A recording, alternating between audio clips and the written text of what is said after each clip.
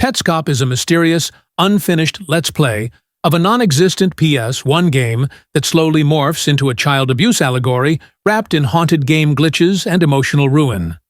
Here's how it starts. A guy named Paul records himself playing an obscure PlayStation game he supposedly found in a box labeled "For You." Cool, right? Wrong. Because within 10 minutes, the game starts talking back. And not in a cute way. In a, "Hello, I know where your sister is buried" kind of way. At first, Petscop is just awkward nostalgia, the kind of polygon hell you'd expect from early 3D graphics and emotionally vacant platformers. But then, it reveals the Newmaker plane. And if that phrase just gave you chills, congratulations, you're cursed too. This place? It's empty.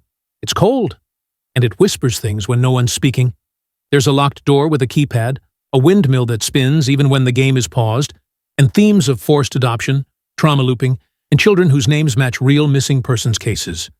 You realize quickly that Paul isn't a player. He's a participant. Someone is watching, commenting. The game reacts like a living memory, crawling out of the PS1's CD-ROM tray to whisper, "You left her in the car again." Is it fiction? Probably. Is it safe? Absolutely not. Watching Petscop feels like reliving someone else's therapy session through a CRT screen infected with mold and grief. And just when you think you understand it, the uploads stop. Paul disappears. And so, the final boss isn't a monster or a ghost. It's a childhood that can't stay buried.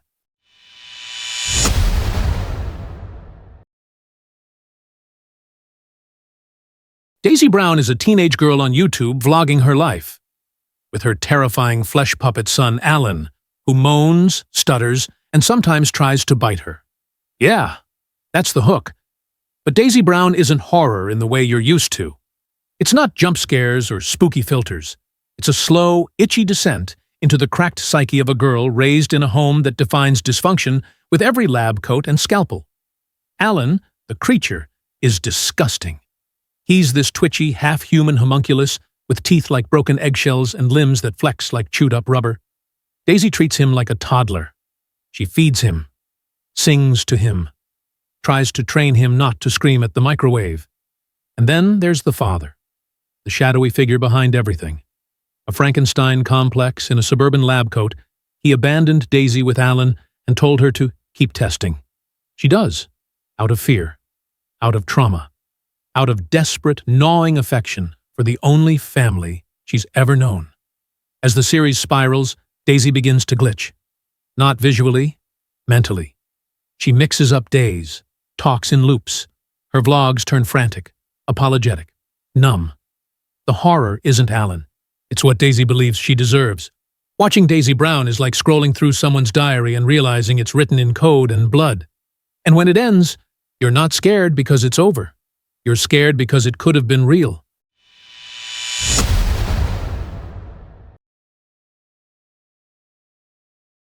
Himmery Mary is a psychological horror series about a woman trapped in a perfect suburban hell where everything is white, clean, and wrong. Imagine waking up in a Pinterest-ready house you've never seen before. There are no mirrors, the doors are locked, and somewhere, hidden in the walls, a monster that looks like your anxiety and sounds like your inner critic is whispering, "You're not enough." Mary is stuck, trapped in a version of femininity so sterile it feels like an Instagram influencer's afterlife. And the worst part? The house wants her to smile, forever. This isn't just about jump scares, though they're there, and trust me, they rip. This is about existential imprisonment. Mary's only connection to the outside world is the camera. And when she speaks to us, it's not for help, it's a confession. She tries everything, faking emotions, playing nice, pleasing the unseen watchers, but the walls pulse when she misbehaves. And when she rebels, the smile monster comes, a literal specter of performative femininity, grinning like a ruptured mannequin. Mary's journey becomes this agonizing war between appearance and authenticity. It's Black Mirror meets Get Out by way of an HGTV panic attack. And you'll find yourself screaming, "Just break the fucking window!" before realizing there are no windows. This isn't a channel. It's a scream muffled by wallpaper.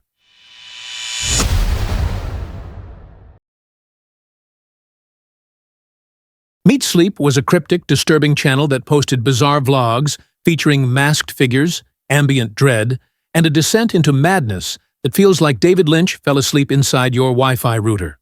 No intro, no context, just fragments, faces under sacks, voiceovers that don't match the mouths, rooms that look lived in but never alive. It's like someone's personal horror diary got uploaded by mistake, except they wanted you to see it. There's a forest, a woman speaking backwards, a constant ticking, and titles that read like suicide notes shredded and reassembled by a drunk poet. Beat Sleep isn't here to entertain. It wants to confuse you until your brain starts hallucinating connections that aren't there. The narrator, if there is one, is breaking. They talk about someone visiting, someone who came in through the window, someone who's inside the wires. At one point, the channel deletes itself, just vanishes, only to come back months later like nothing happened. Just more videos, more flickers, more meat, no resolution, no closure, just the sound of static chewing on your thoughts. Watching Meat Sleep is like getting lost in a haunted thrift store run by ghosts who used to be therapists.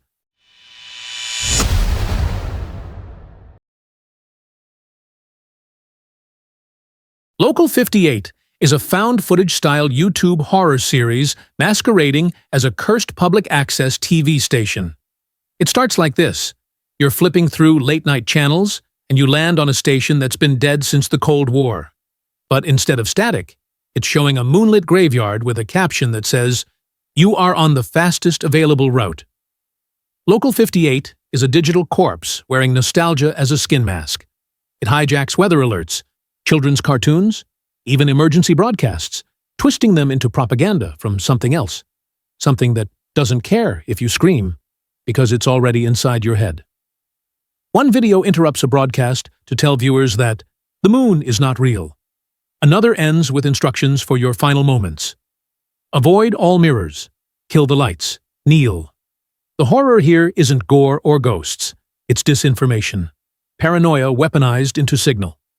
Local 58 plays with that cold, liminal feeling, the kind you get when a PSA is too calm during an apocalypse.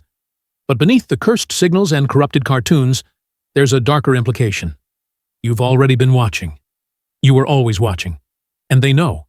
It doesn't say who they are. The government? Aliens? Something older? Inside the broadcast towers since 1953? Doesn't matter. The channel's final message is crystal clear. You trusted the screen, and now it owns you.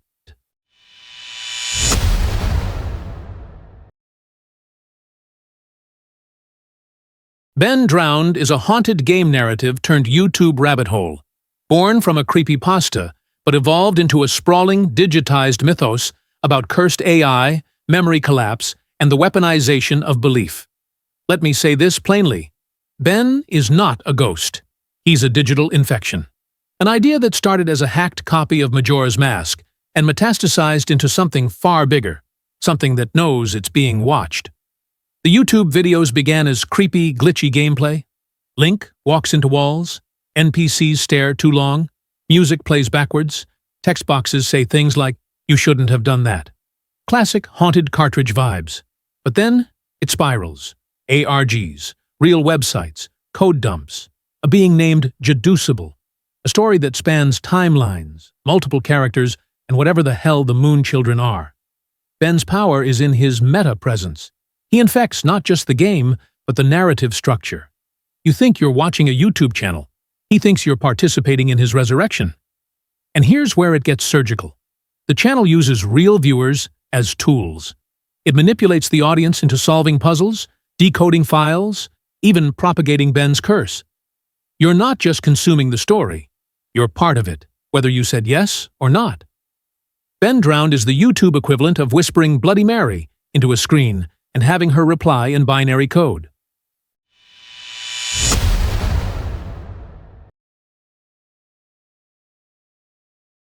Everyman Hybrid starts off pretending to be a budget health and fitness vlog run by awkward Jersey brothers. What it becomes is a decade-long nightmare about Slender Man, alternate dimensions, and the horrifying cost of truth. It's the bait and switch of the century. First few uploads, push-up tips, mental health talk. Very 2010 YouTube. And then, mid-rep, you notice something tall and pale behind the bench press. Slender Man, not a cameo, a parasite, a presence. But the real monster? The narrative. Everyman. Hybrid doesn't just break the fourth wall. It vaporizes it. Characters reference the audience, then argue with each other about whether the audience is real. There are dead characters who email you, living ones who forget their own names. There's a second world, the other place, that's like New Jersey, if it were rewritten by Kafka with a nail gun. Entire timelines collapse. Characters go missing, reappear, and talk about things they never did. It's horror, sure, but it's also grief, identity loss, and the slow realization that reality is optional. The series ends not with answers, but with implications. That stories like this feed on us. That belief is a kind of fuel. That the deeper you go, the more you become a part of the lie. And the worst part? There are clues we still haven't solved. YouTube content with an unsolved murder board stapled to the back of your skull.